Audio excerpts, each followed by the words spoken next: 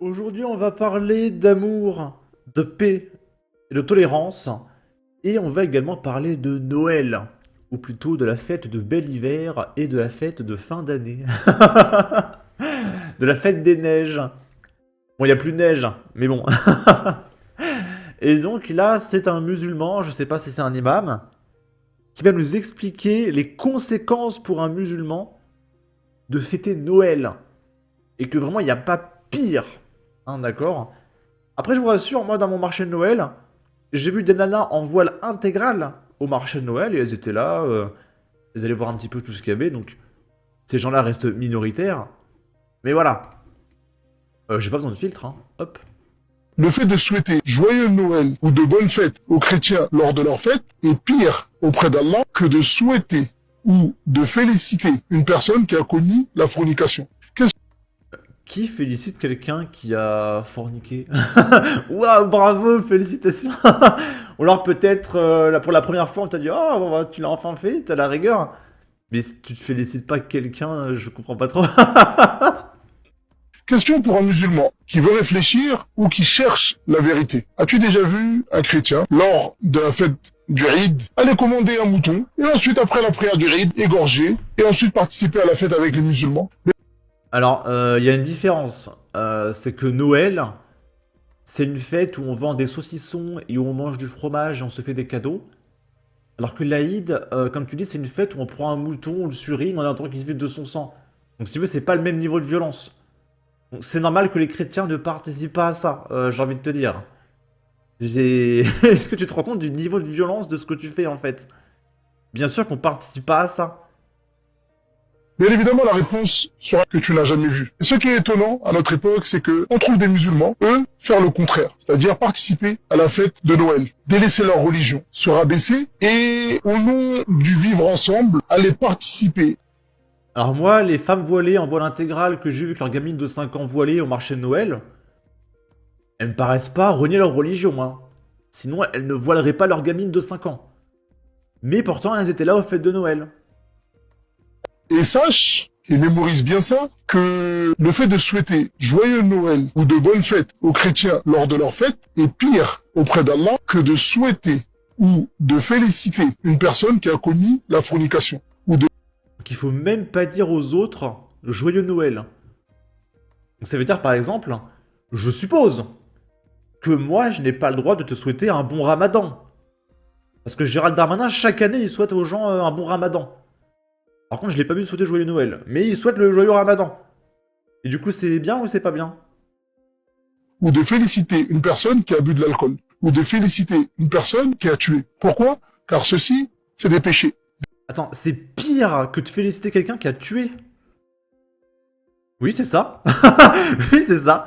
Fêter joyeux Noël, c'est pire que de féliciter quelqu'un qui a tué. C'est pire. Pourquoi? Car ceci, c'est des péchés, des grands péchés. Non, mais à côté de ça, c'est du shirk. Ils ont associé à ton Seigneur un homme dans la divinité. Attends, mais du coup, j'ai pas compris. Est-ce que tuer, c'est un péché? J'ai pas compris. C'est pas un péché de tuer? Je comprends pas. Féliciter quelqu'un qui a tué quelqu'un?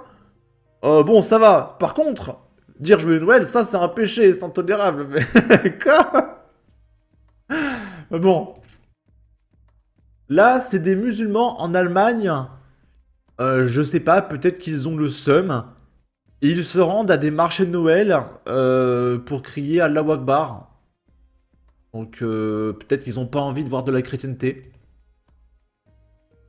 الله لا إله إلا الله محمد رسول الله محمد رسول الله لا إله إلا الله لا إله إلا الله محمد رسول الله محمد رسول الله لا إله إلا الله لا إله إلا الله.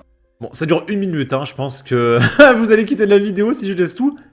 En tout cas, on peut voir que les Algériens, parce qu'il y a un Algérien à droite, on le voit avec son drapeau, les Algériens enrichissent vraiment tous les pays du monde, hein. Y a pas un plan où on voit bien le drapeau? Là, on voit le drapeau vert. Mais voilà. Les Algériens enrichissent vraiment la terre entière. Hein. Là, on est à Creil dans le 60. Prêtres et paroissiens d'une église injuriés et menacés par des dealers. Ils auraient menacé de la brûler. Pour eux, ça n'a pas d'importance, car ils ont dit être musulmans. 2 des individus, Ahmed et Saïdou, ont été jugés. L'église Saint-Joseph, située sur le plateau de Creil, un quartier sensible classé QRR, quartier de reconquête républicaine, quoi? Ça existe ça? Dans l'Oise, est le théâtre d'une guerre asymétrique. Selon nos informations, confirmées par la préfecture de l'Oise, les trafiquants qui tiennent le point de deal voisin des locaux mènent la vie dure aux prêtres, 4 au total, mais aussi aux séminaristes et paroissiens qui fréquentent l'église et qui auraient le malheur de faire de l'ombre à leurs activités illicites. Plusieurs signalements ont été effectués auprès de la police, dénonçant des menaces, intimidations, brimades, insultes, ainsi que d'autres agissements plus graves émanant de ces jeunes délinquants, donc des agressions physiques. Le véhicule de l'un des prêtres aurait même fait l'objet d'un début d'incendie récemment. Dimanche 8 décembre, la police nationale a été appelée pour chasser des perturbateurs aux abords de l'église. Ces derniers auraient menacé les prêtres et paroissiens qui leur demandaient de partir. Ils auraient également menacé de brûler l'église. À des témoins qui leur ont signifié qu'il s'agissait d'un lieu de culte, ces derniers auraient rétorqué que cela n'avait pas d'importance pour eux, puisqu'ils étaient musulmans, contrôlés par la police et incapables de fournir un justificatif d'identité. Les 2 perturbateurs ont été interpellés, placés en garde à vue, puis déférés pour être présentés aujourd'hui en comparution immédiate. Selon nos informations, un 3e individu aurait été interpellé alors qu'il se trouvait cagoulé à proximité du presbytère. Concernant leur profil, il s'agirait de jeunes habitants du quartier, dont l'un étranger serait en voie de régularisation. Donc il sera très bientôt français, ne vous inquiétez pas les copains, ça va très bien se passer. Là on va parler d'un mec qui s'appelle Touf Touf le Ouf. Et on peut voir que le mec, il est né à Dreux. Donc il est français, il est né à Dreux. Ce sale pays n'est pas et ne sera jamais le mien. Il est né à Dreux, hein. Le djihadiste Touf Touf le Ouf renonce à sa nationalité française. Cette décision pourrait faciliter son expulsion après sa peine. Le mec fait juste ça pour rentrer au bled. Et il qualifie la France de pays xénophobe et sa démocratie de satanique. Cette décision pourrait faciliter son expulsion après sa peine. Et le mec, il a été condamné pour avoir combattu pour Daesh. Et le mec, il est né à Dreux. Djihadiste en Syrie, hein. Il est né à Dreux. Bien sûr, évidemment. Et on va terminer avec Ben le Patriote, qui se fait insulter par un Algérien.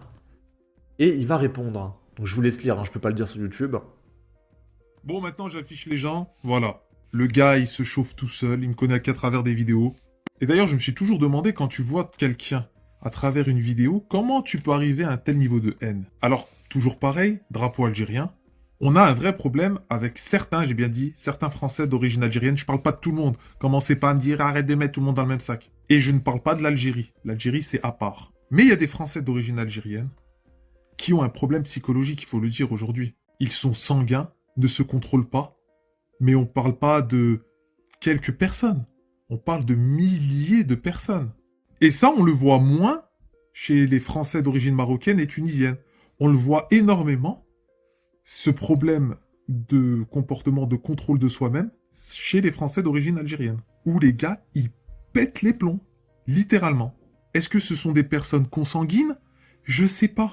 Et je pense que cette personne-là, d'ailleurs j'affiche tout maintenant, son pseudo, tout ce que vous voulez, et ces personnes-là, c'est eux qui créent la violence dans ce qu'il y a de plus extrême en France. Les insultes, les bagarres, etc., ce sont à cause de ces personnes-là. Et malheureusement, ça va être très compliqué de vivre avec eux. Ok. Bon. Sur ce, n'hésitez pas à donner votre avis, votre opinion, à partager, liker, commenter, ça aidera au référencement de la vidéo sur YouTube. Abonnez-vous, suivez-moi sur Twitter, prenez soin de vous, salut!